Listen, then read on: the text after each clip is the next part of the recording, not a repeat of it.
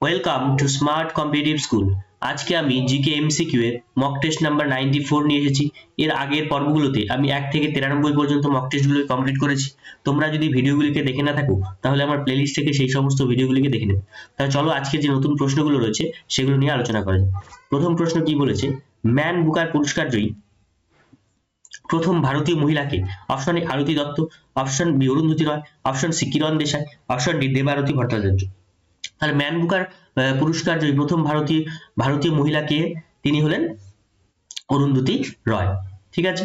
ভারতের সবচেয়ে পুরনো উচ্চ আদালত কোনটি? Option A Kolkata high court, option B Allahabad high court, option C Gujarat high court, option D Delhi high court. তার সব থেকে পুরনো উচ্চ আদালত কোনটি? সেটা হলো কলকাতা হাইকোর্ট। কত সালে প্রতিষ্ঠিত হয়? কমেন্ট বক্সে কমেন্ট করে জানাবেন।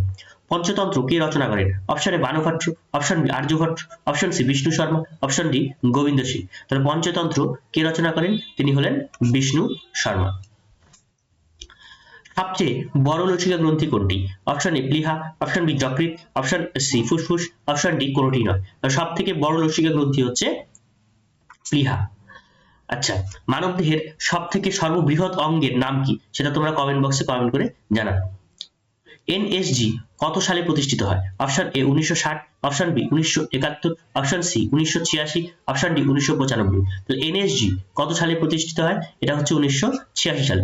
এনএসজির ফুল ফর্ম তোমরা কমেন্ট বক্সে কমেন্ট করে জানাও। ঠিক আছে। আলোকবর্ষ দ্বারা কি পরিমাপ করা হয়? অপশন এ সময়, অপশন বি বেগ, অপশন সি দূরত্ব, অপশন ডি কোনটি নয়। তাহলে আলোকবর্ষ দ্বারা কি পরিমাপ করা হয়? সেটা হচ্ছে দূরত্ব। ভারতের দক্ষিণতম বিন্দুর নাম কি? Option A Kanyakumari, option B Kibithu, option C Indira point, option D Indira col. তাহলে ভারতের দক্ষিণতম বিন্দু কি? ইন্দিরা পয়েন্ট। এটা হচ্ছে ভারতবর্ষের দক্ষিণতম বিন্দু, কিন্তু যদি বলা হয় মূল ভূখণ্ডের দক্ষিণতম বিন্দু কোনটা, সেটা হচ্ছে কন্যাকুমারী। ঠিক আছে। তাহলে একেবারে দক্ষিণতম বিন্দু কিন্তু ইন্দিরা পয়েন্ট।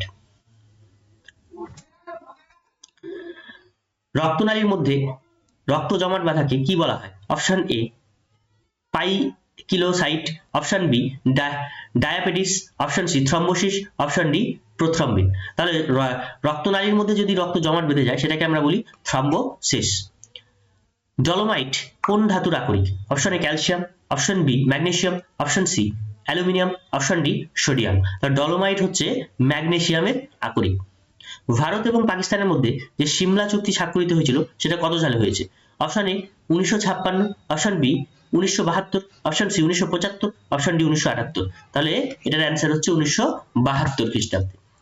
তোমরা এই 10 এর মধ্যে কে কত পেলে অবশ্যই কমেন্ট বক্সে কমেন্ট করে জানাও।